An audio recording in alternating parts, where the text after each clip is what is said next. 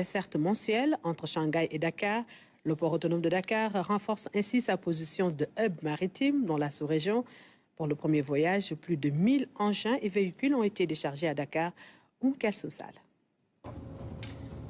Grande Dakar jette l'ancre au port autonome de Dakar. Avec ses 263 mètres de long et ses 72 000 tonnes, ce géant des mers de 12 étages va assurer désormais une desserte mensuelle entre Shanghai et Dakar.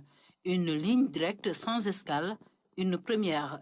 Il y a 32 jours exactement, on a chargé à Shanghai. On a chargé à peu près 5000 véhicules sur ce navire et autres marchandises. Et il y avait, on a 1300 véhicules qui doivent débarquer ici à Dakar. On espère pouvoir la pérenniser et augmenter les volumes de transbordement en provenance de Chine. C'est la première escale depuis Shanghai, c'est ça? C'est la première escale en direct depuis Shanghai. Je ne pense pas qu'il y ait eu même une autre compagnie qui ait fait en Roro direct Shanghai à Dakar.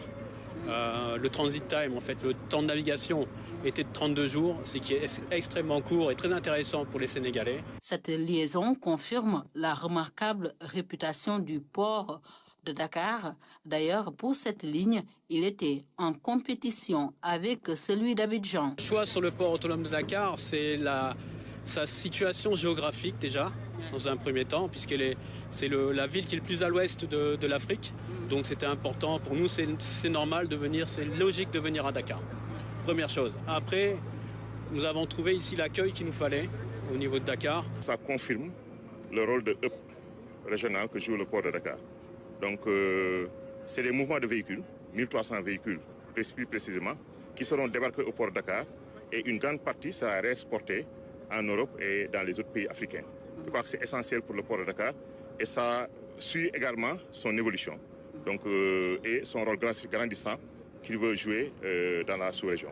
Le navire Grande Dakar va rester au port 24 heures avant de reprendre la mer pour d'autres destinations.